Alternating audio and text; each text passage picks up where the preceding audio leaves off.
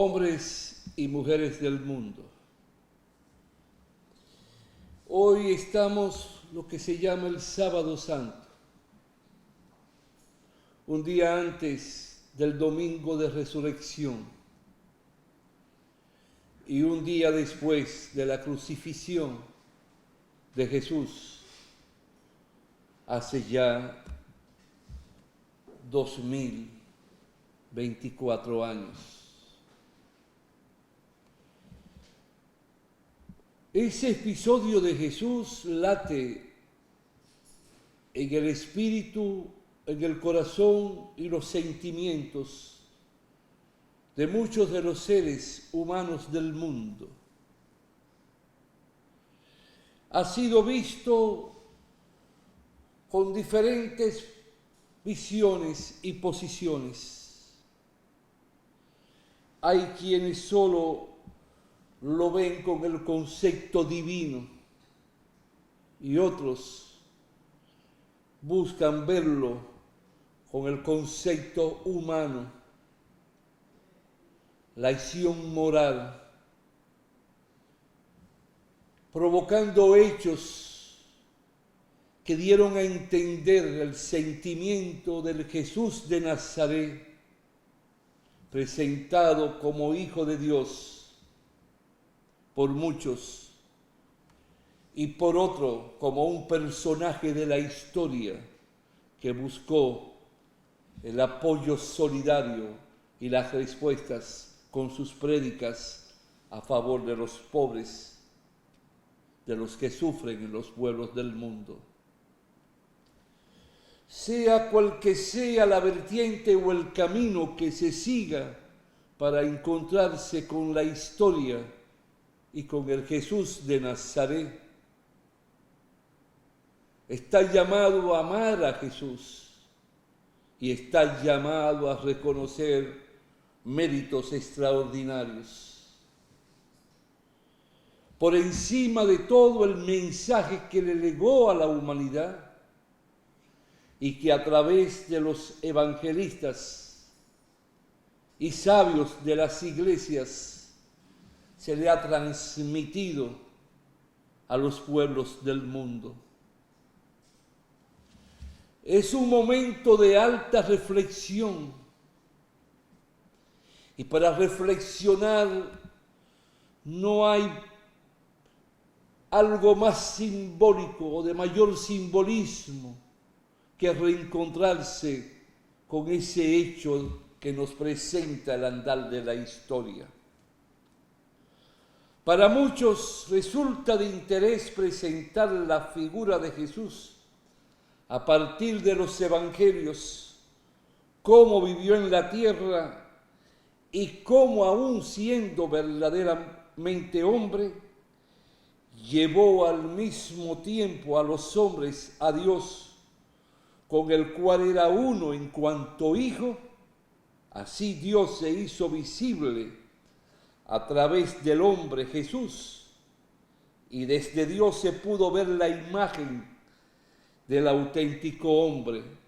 Así lo presenta el Papa Benedicto XVI, que fue un sabio como conocedor de todo cuanto guarda relación con la vida de Jesús, porque tuvo a bien escribir varios libros haciendo alusión a la historia y a la vida de Jesús. Ahora bien, para buscar esta reconstrucción de Jesús, sigue diciendo el Papa Benedicto, había que buscar a partir de las tradiciones de los evangelistas y sus fuentes. Se hicieron cada vez más contrastantes, desde el revolucionario antirromano que luchaba por derrocar a los poderes establecidos y naturalmente fracasa hasta el moralista benigno que todo lo aprueba y que incomprensiblemente termina por causar su propia ruina. Aquí debo hacer un paréntesis y colocarnos y remontarnos al momento del nacimiento de Jesús, que es lo que nos va a llevar a nosotros a las conclusiones precisas. Jesús nace en el momento en que Judea, Galilea y toda Palestina, todo el mundo arábico, estaba intervenido por lo que fue el Imperio Romano, hoy capital de Italia, aquel imperio de los Césares que se extendieron por Europa, por África, por Asia. Aquel imperio poderoso, y Jesús nace estando Judea hacía años ocupada por el ejército más poderoso de la época, guiado todo aquel poder por un hombre considerado y llamado emperador. Jesús entonces comienza a simbolizar pasajes de la historia, porque muy pronto da muestra de que nació en un pesebre. Pintan que María fue a parir, a alumbrar, rodeada de animales, de vaca, de ovejas. Y da la impresión de que en aquel trayecto que salió huyendo para no ser asesinado, su criatura en su vientre, o cuando naciera, tenía entonces que cobijarse en la oscuridad, sin comadronas, sin médico para ese entonces tener que traer al mundo una criatura.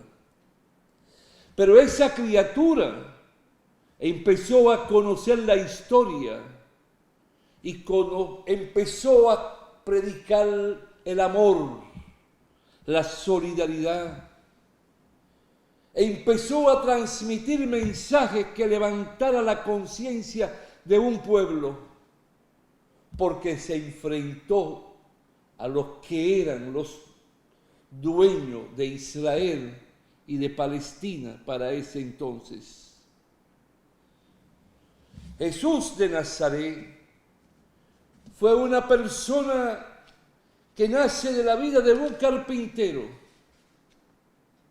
y de una mujer, cual que sea el alegato o lo que se invoque. Pero yo quiero ver el Jesús hombre, yo quiero ver el Jesús ligado a un pueblo, yo quiero ver a un Jesús que le transmite mensaje en la lucha contra la miseria y contra la pobreza. Yo quiero ver el Jesús que le habló al mundo y el Jesús que caminó por tierra desconocida y el Jesús que formó hombres y mujeres para que lo siguieran y transmitieran con una unificación de criterio el mismo mensaje, el mensaje de la liberación de los pueblos arábicos ante el Imperio Romano, el mensaje de un Jesús que se sintió ligado y unido al dolor de un pueblo. Quiero que sepan que un señor llamado Juan Bosch escribió una obra que se llama Judas Iscariote, el calumniado. En esa obra Juan Bosch hace ver que quien traicionó a Jesús no fue Judas, sino lo que controlaban el capital, lo que dominaban las élites poderosas económicamente y de gran influencia en toda Israel y en las tierras de Galilea, en toda esa tierra intervenida por el Imperio Romano. Porque consideraron que era preferible que muriera un hombre y no que ese hombre provocara que el ejército romano asesinara a todo un pueblo. Y es bueno entonces poder remitirnos a ese libro y leer algunos pasajes. Entendemos nosotros que el jueves, después de comer el pan agrio que distribuyó entre sus discípulos como símbolo de su cuerpo, y de beber el vino que repartió entre ellos como representación de su sangre, Jesús sería hecho preso en el huerto de los Olivos, llevado a casa de Anás, interrogado después o luego en la de Caifás, juzgado el viernes a primera hora del día por el Sanedrín, el gran consejo religioso de Israel, entregado a Pilato esa mañana, enviado por éste a presencia de Herodes y devuelto por Herodes al procurador romano, y por fin crucificado en el Gólgota. Por otra parte, quiero que sepan desde cuándo no sabía Jesús que estaba creándose enemigos. Jesús ya lo sabía, y por eso mandó a su discípulo a predicar por el mundo, a llevar la buena nueva. Es decir, Jesús tenía un criterio claro de lo que podía pasarle en Jerusalén, porque Jerusalén, ya Jesús lo había dicho, es la que mata a los profetas y apedreas a los que te son enviados. Jesús lo sintió y lloró mucho al saber cómo podía irse de este mundo y no lograr su cometido. Esa conspiración que llevaron contra Jesús fue la última batalla de una lucha entre sombras que había comenzado en el momento mismo en que Jesús se empezó a tener pueblo tras sí. Ese pueblo, como ya te dije, gobernado a través de preceptos religiosos por el Sanedrín, halló en el predicador de Galilea a un libertador, pues había llegado a anunciar el reino de Dios para los pobres, para las rameras, para los publicanos, para todos los pecadores, en fin. Hasta que su voz se levantó, ese reino había estado reservado a los que cumplían con los preceptos de ley.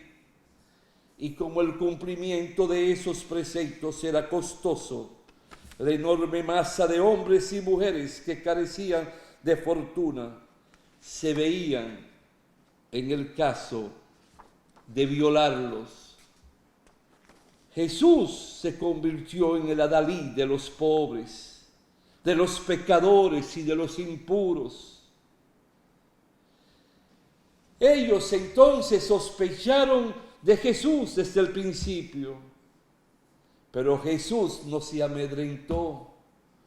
Siguió predicando y levantando la conciencia, dando a entender que los pobres llegarían más fácil al reino de los cielos que los poderosos, que aquellos que acumulan fortuna, que aquellos que predican vanidad y aquellos que predican odio y alimentan el racismo, el clasismo, la discriminación. Porque Jesús le engendró una política de humanismo al mundo. Jesús creyó en la paz, pero creyó en la grandeza de la liberación de los pobres, de los que sufren, de los que no son preparados para trabajar, de aquellos que no tienen nombres ni apellido, de aquellos que ambulan y cabalgan sin norte y sin horizonte porque no tienen quienes lo guíen de forma política. Porque contamos con políticos que se han etiquetado como políticos, como conductores de la política, sin saber qué es ciencia y es arte, y sin saber que su obligación es educar, concientizar y guiar a un pueblo, como lo hizo Jesús. Entonces, por eso nuestro pueblo padece y vive en la incertidumbre, porque no le hablan, no lo educan, no alimentan su cultura ni su conocimiento, no le hacen saber por qué son parte de la especie humana, por qué y para qué nacieron. No le hacen ver que hombres pobres y ricos son iguales, mujeres pobres y ricas son iguales, y que merecen el mismo tratamiento y respeto de aquellos que dirigen el aparato del Estado, de todo lo cual te he hablado. Jesús de Nazaret alimentó la cultura de un pueblo y del mundo. Hoy, por suerte, el mundo cuenta con un papa que ha hecho honor a las prédicas de Jesús. Escuchar y leer al Papa Francisco es como si estuviésemos escuchando las palabras de Jesús. Porque el Papa Francisco tiene un elemento que está por encima de todo, y es que considera que los pobres son primeros, que a los pobres hay que buscarle respuesta, no solo de amor, sino también material, que a los pobres hay que buscarle cómo prepararlo y formarlo para que se integren al mundo productivo de un pueblo y del mundo. Porque es un papa que lucha contra las injusticias. Desde que fue sacerdote llegó a ser cardenal de Buenos Aires, capital de Argentina. Me gusta escucharlo. Vibro cuando escucho sus ideas y sus palabras. Ojalá que la crema innata del clero mundial pueda aprender de las prédicas del Papa Francisco. No como en muchos países, para no mencionar nombre, ni el nuestro, no solo aliarse, ni adherirse, ni estar al servicio de las clases poderosas, de los militares donde dan golpe de Estado, de los dictadores donde han estado, sino siempre con prédica llegando al corazón mismo de un pueblo. Yo lo hablo porque vengo de un colegio de los jesuitas, donde desde los 8 a 16 años me mantuvieron interno mis padres.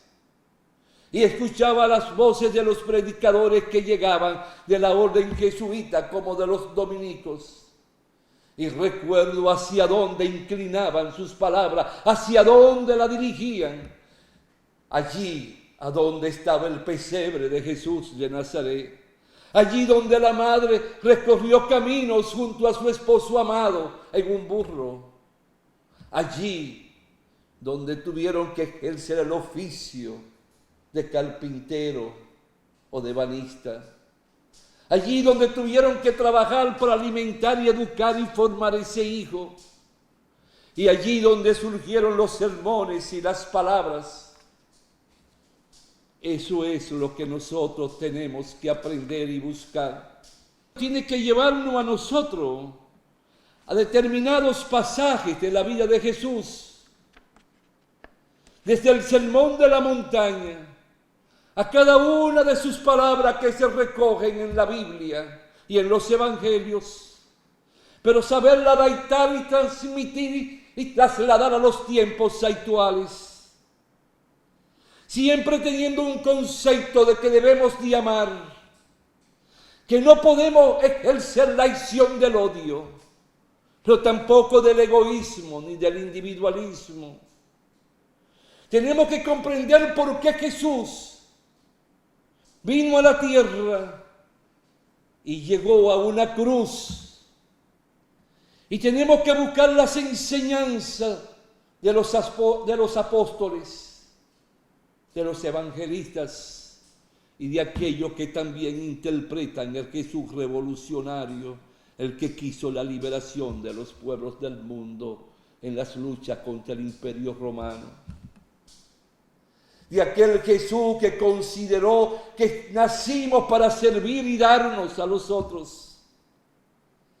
del Jesús que comprendió que a los pueblos no se le miente, no se le engaña, ni se le roba, ni se le persigue, ni se le aísla, sino se le integra en el accionar, en las búsquedas de las respuestas permanentes y constantes que debemos ofrecer. Para mí, Jesús fue un revolucionario. La palabra revolucionario quiere decir transformar. Jesús fue un revolucionario porque predicó el humanismo y se llenó de un sentimiento humano. Porque Jesús no hizo clasificación ni excluyó. Jesús le habló también a los poderosos y le dijo: da lo que tiene, comparte lo que tiene. No le dijo: tiene que deshacerte de todo y quedarte en la hambruna ni en la pobreza, sino vive, pero comparte con los excedentes, con las ganancias y los beneficios con tus trabajadores, con los jornaleros del campo, con los obreros de la ciudad y del campo. Jesús nunca dijo: despréndete de todo. No, comparte. Llévale también a aquellos que dan su mano, que dan su fuerza, que dan todo su sudor para transformar tu materia prima, tus riquezas y hacerla más sólida, pero no sea egoísta. Jesús le dijo a los pobres: no te sientes, no te quedes dormido ni te calles. Jesús le dijo: toma conciencia de por qué existe la libertad como el símbolo número uno en el ser humano. Jesús le dijo: levanta tu conciencia para que conozca tu pueblo y conozca el mundo y sepa cómo se mueve y cómo lo mueven. Jesús le dijo: conoce a quienes ultrajan y humillan a tu pueblo, a tu familia y a tus hijos. Jesús le habló de una forma u otra: levanta tu conciencia para que sepa que a tus hijos es el Estado quien tiene que educarlo y protegerlo y convertirlo en un hombre de bien con la ayuda de la familia para la patria y toda la sociedad. Cuando Jesús acepta la crucifixión como hijo de Dios o como hombre solo, le está diciendo: no importa el precio que se pague por la liberación de un pueblo, por la libertad en la salud, por la independencia en la educación, por el diario vivir con estabilidad y que podamos comer 3 veces al día con decencia y con humildad. Cuando Jesús decide caer la primera caída en la crucifixión, y provoca que alguien venga a limpiarle el rostro, está diciendo que el hombre tiene que ser solidario y leal con el otro, igual que la mujer. Cuando Jesús tiene una segunda caída y viene alguien y le da agua, le está diciendo al mundo: siempre tenemos que ser unidos uno al otro, no importa el momento en que estemos viviendo. Está diciendo que si hay alguien que llora por falta de leche de un niño en su casa, tú tienes que estar presto, si tiene leche, a compartirla. Que si alguien se enferma, tú tienes que estar a su lado y ayudarle, alimentarle y hasta limpiarle y asearle. Porque para eso nacimos, para amarnos uno al otro. Amaos al prójimo como a ti mismo. Todo lo que emana de ese Jesús de historia tiene un simbolismo que nos llena de fuerza, pero siempre a la luz de la moral, a la luz de la dignidad, no a la luz de la perversidad ni de la traición a través de la corrupción y del engaño y del crimen y de la persecución. No confundamos. Estamos en un momento estelar para recordar ese Jesús de Nazaret, ese Jesús de Galilea, ese Jesús del mundo que nos presenta la historia. Ese Jesús hombre, aquel que no fue considerado culpable por el representante del Imperio Romano pero los otros se empecinaron. Aquel que fue presentado ante el pueblo para ver a quién crucificaban, condenaban y crucificaban, a Barrabás o a Jesús. Barrabás no fue un ladrón, Barrabás no fue un gángster. Estamos ante dos figuras que se presentan de acuerdo a Benedicto XVI, de forma mesiánicas, frente a frente. Jesús habló del respeto al hombre, el amor y al prójimo, pero Barrabás también luchó por la liberación del pueblo romano. Quiero que sepa que Barrabás no fue dejado libre por simple y llanamente. Jesús no fue un guerrillero como lo fue Barrabás. No fue un luchador con las armas que mataban como lo fue Barrabás. Pero tuvo algo más peligroso para el imperio romano: las ideas de Jesús, las palabras de Jesús. Convirtieron el imperio romano en un terror psicológico. La consideraron un arma más poderosa que la de Barrabás y cualquier ejército, cualquier batallón, porque esas palabras levantaron conciencia. La conciencia que no te ayudan a ti a levantar en el mundo político. La conciencia que no te ayudan a ti a despertar y a tomarla y abrazarla. Porque no le interesa a los políticos, que hoy se llaman políticos y que hasta ahora en su mayoría han sido comerciantes del sentimiento y de la pobreza de un pueblo. Yo te invito a entrar en YouTube y buscar los libros sobre Jesús del Papa Benedicto XVI, un hombre que nació en Alemania y de los que mejor han conocido la historia de Jesús. Te invito a leer cuanto aparezca sobre Jesús.